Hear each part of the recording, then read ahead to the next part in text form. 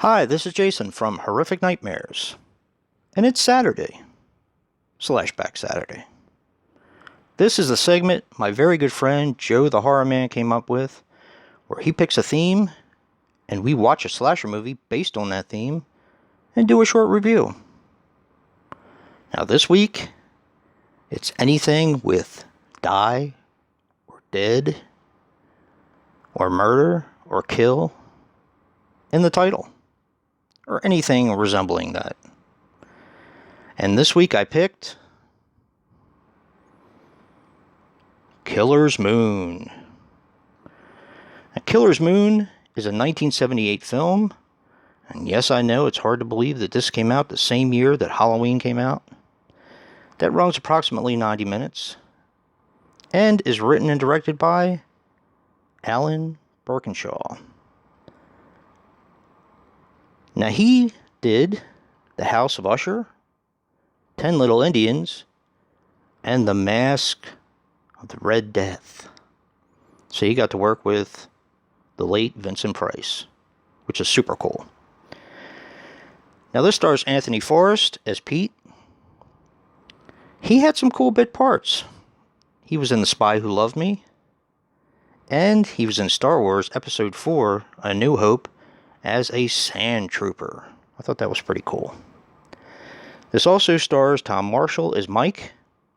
He was in the movie 8 Men Out and a bunch of TV.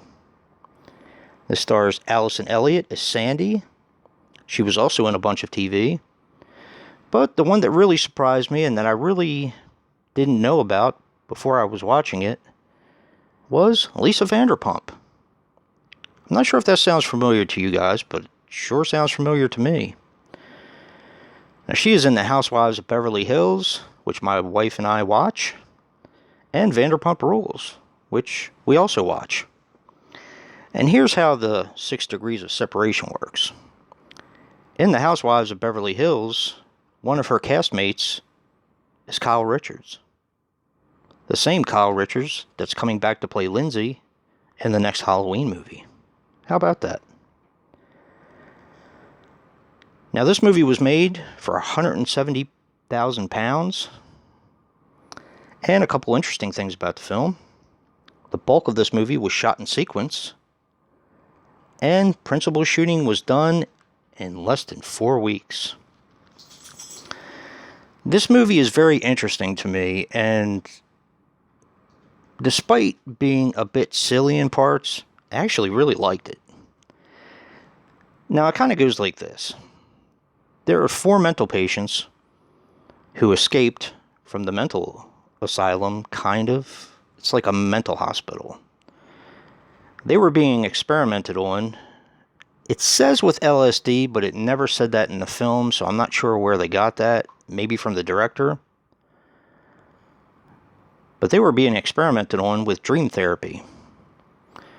So when they escaped, everything they were doing they thought was in a dream, which was really, really horrible things.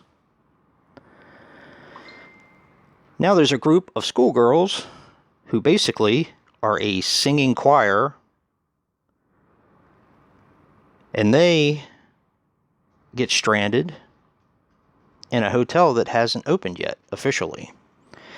Meanwhile, there are 2 people camping in the woods that are going to do some climbing. They are Pete and Mike. Now, when these 4 escaped lunatics start wreaking havoc, it's up to Pete and Mike to save the girls in the hotel. Here's Lisa Vanderpump right here in her younger days. She's very attractive. Always has been. Now, this is quite sleazy. There is a lot of rape in it. Because the way they put it, these guys are living out their fantasies. This is a very dated film, but I really believe it's fun for me. Not for the rape and all that kind of stuff, but there are some scenes that are so dated that they're just laugh out loud funny. For example, 2 of the girls are talking after one of them has been raped. And the girl says, and I quote, You've only been raped. It's not that big of a deal. You pretend it didn't happen. I pretend I didn't see it. And hopefully we'll go on to become wives and mothers. I actually had to rewind that because it was just so ridiculous to me. But this is actually a fun movie. It sounds sleazy. It is. It sounds kind of gory. It is. In parts. Especially for that time. But it's got a certain charm about it that's really hard to explain. Now, my one drawback is kind of a big one. One of the main characters, Tom Marshall, who plays Mike, I could not stand him. Now, when you're acting and you're supposed to be acting surprised or scared or happy, whenever they turned to him, there was always a pause, like he was posturing, and everything was like a glam, kind of a glam. I don't even know how to explain it, but he was just annoying to me.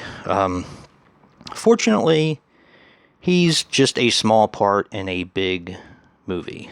I mean, he's not a small part, but how do I explain that one too? There's so many people in this movie, it's easy for him to get lost in the shuffle. That's what I mean. This is a fun one. If you don't mind movies that are a little on the silly side, but have that charm, that 70s charm, and it's a lot of fun, definitely check this one out. I really enjoyed this one. And make sure to check out Joe to see what he picked this week and what our theme is for next week.